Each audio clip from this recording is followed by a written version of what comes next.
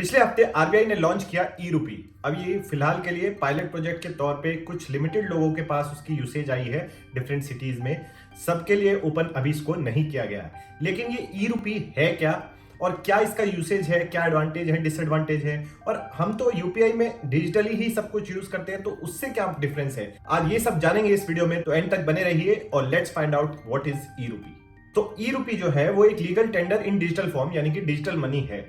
अब UPI use करके जब हम एक दूसरे को पैसे ट्रांसफर करते हैं या मर्चेंट को पैसे पेमेंट करते हैं, तब वहां पे बीच में बैंक्स इन्वॉल्व होते हैं। यानी कि मेरे बैंक अकाउंट से पैसा कटेगा और उतना पैसा दूसरे के बैंक अकाउंट जिसको मैं ट्रांसफर कर रहा हूं उसमें ऐड होगा।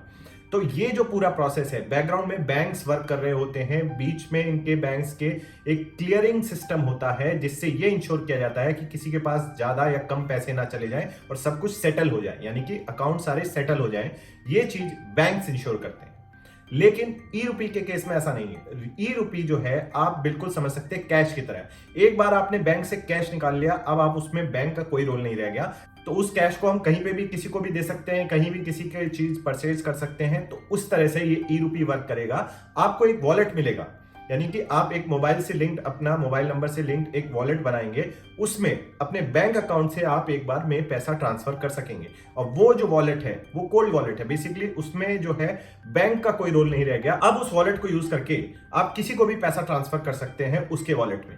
यानी कि जैसे हम मैं कैश दे रहा हूं वैसे ही मैं डिजिटल पैसा दे रहा हूं, बीच में कोई बैंक का लेना देना नहीं रह गया उसमें। अब इससे खास बात क्या है कि ये ट्रांजैक्शन फाइनल है, इसमें आप कोई बैंक अप्रूव करना और ये सब काम नहीं आएगी। क्योंकि यूपीआई वगैरह पे जब हम करते हैं तो बैंक का जैसे सर्वर डाउन होता है तो आपकी ट्रांजैक्शन फुलफिल नहीं होती। यहाँ पे कोई सर्वर इन्वॉल्व ही नहीं है, यहाँ डायरेक्ट पीयर टू पीयर या किसी पीयर टू मर्चेंट आप ट्रांजैक्शन कर रहे हैं। वहां जैसे कैश में कोई सर्वर का लेना देना नहीं होता, बिना इंटरनेट के भी आप इस पैसे को ट्रांसफर कर पाएंगे, जस्ट लाइक फिजिकल कैश, बस डिजिटल फॉर्म में। अब ये ई रूपी हमें मिलेगा कैसे? तो ई रूपी जो है हमें आरबीआई की app, CBDC app, central bank backed digital currency app, तो उस ऐप से आप जो है अपना मोबाइल नंबर और आधार कार्ड वगैरह जैसे जो नॉर्मल केवाईसी प्रोसीजर होता है वो करने के बाद अपना वॉलेट बनाएंगे। और फिर जैसे आपको मान लीजिए 10,000 रुपए उसमें ऐड करने हैं, तो जैसे एटीएम से पैसे निकलते हैं, यानी कि आपको चूज करना पड़ता है कि 500 के इतने नोट चाहिए, 100 के इतने नोट चाहिए, 50 के इतने नोट, तो उस तरह से वो अकाउंट में आपके आएंगे, जस्ट लाइक फिजिकल कैश। जितने नोट आप उसमें जैसे सेलेक्ट करते हैं एटीएम में, जैसे आपको ऑप्शन कभी कभी मिलता है कि 500 के चाहिए कि 100 के चाहिए, उसी तरह इस ऐप में आपको ऑप्शन रहेगा कि आपको 500 का नोट चाहिए या 100 का नोट, बट सब डिजिटल फॉर्म में। तो अब इसकी जरूरत क्या पड़ी? तो जरूरत इस वजह से पड़ी क्योंकि बैंक का, जैसे हमने यूपीआई के केस में देखा, कई टाइम पे ऐसा होता है कि बैंक का सर्वर डाउन है तो पैसा आप पेमेंट नहीं कर पा रहे, आप फिर अटक गए कि अब पेमेंट कैसे होगी।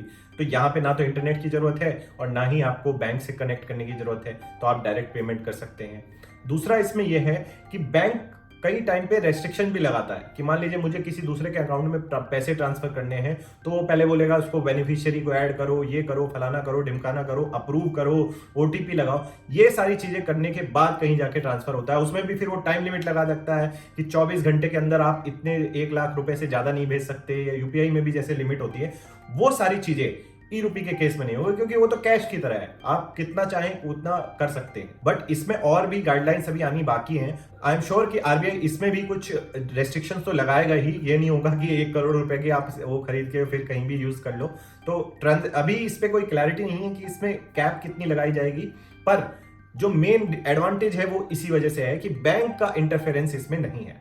अब दूसरा यहाँ पे एडवांटेज एक क्या निकल के आता है, वो है प्रोग्रामेबल मनी। अब प्रोग्रामेबल मनी से क्या मतलब है?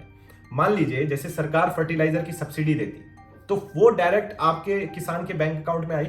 अब उस पैसे से वो सिर्फ फर्टिलाइजर खरीद सकता है और कहीं भी उस चीज को यूज नहीं कर सकता। सेम अगर दूसरा एक यूज केस देखें, मान लीजिए जैसे हम घर पे, हम बाहर रहते हैं, स्टूडेंट्स जो, उनको घर से पैसे आते हैं और वो ज्यादातर बोलते हैं फोन करके कि बुक खरीदनी है इसलिए पैसे भेज दीजिए। तो जो पेरेंट्स हैं वो पैसे को इस तरह से प्रोग्राम कर सकते हैं कि उससे सिर्फ बुक खरीदी जाए, ना कि कुछ और मटर गश्ती या फिल्म देखना और इन सब चीजों में यूज हो पाए।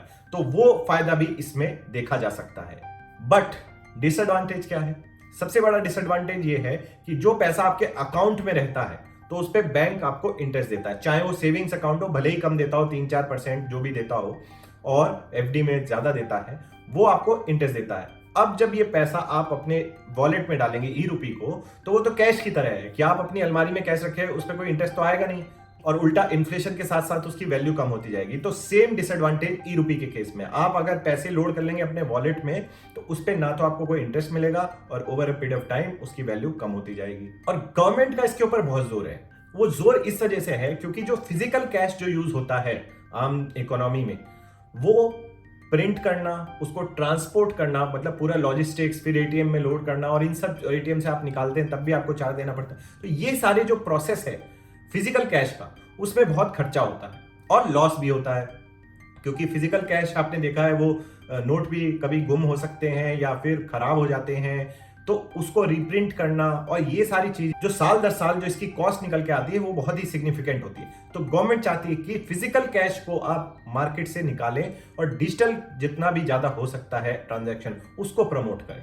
तो ये गवर्नमेंट इसी वजह से इसको काफी प्रमोट कर रही है। लेकिन लोगों को लगता है कि इससे प्राइवेसी रिस्क भी बहुत ज्यादा बढ़ जाता है, कि मान लीजिए आप पैसा कहाँ पे यूज कर रहे हैं, वो प्रोग्रामेबल मनी और ये सारे कॉन्सेप्ट सुन के लोगों को लगता है कि हम गवर्नमेंट पूरा ट्रैक करेगी कि मैं कितना खर्च कर रहा हूँ, कहाँ खर्च कर रहा हूँ। बट ये आर्गुमेंट मुझे उतना सही नहीं लगता, क्योंकि ऑलरेडी आरबीआई आपकी सारी ट्रांजेक्शन जो भी बैंकिंग चैनल से हो रही है वो तो ट्रैक हो ही रही है। आप इनफैक्ट अगर 50,000 से ऊपर पैसा जमा कराने जाते हैं तो पैन कार्ड लगता है। मार्केट में अगर आप 1 लाख या 2 लाख से ज्यादा की शॉपिंग कैश में करते हैं तो पैन कार्ड लगता है। तो ये सारी चीजें तो आरबीआई ऑलरेडी ट्रैक कर रहा है, तो ई रूपी में कुछ नया नहीं हो जाएगा। और जहां तक बात है कैश की, वो ब्लैक मनी तो सालों से चली आई है, उस पर तो आरबीआई का कोई कंट्रोल नहीं है, वो तो ईडी या फिर गवर्नमेंट वगैरह ही, सीबीआई वगैरह ही इसकी जांच करती है। तो हाँ, मतलब ई रूपी में काफी एडवांटेजेस है, तो कुछ थोड़ी बहुत डिसएडवांटेज भी है। लेकिन फिजिकल कैश को पूरी तरह से तो नहीं ये रिप्लेस कर पाएगा, क्योंकि वो उसकी एडवांटेजेस और भी हैं इसके, जो खासकर उन लोगों के लिए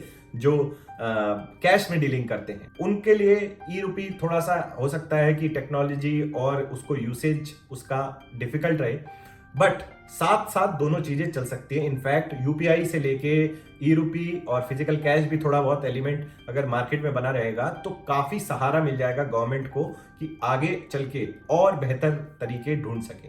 आप क्या सोचते हैं ई रूपी के बारे में, जरूर कमेंट करके बताएं। मेरा नाम है captain Shashank. Thank you for watching. जय हिंद।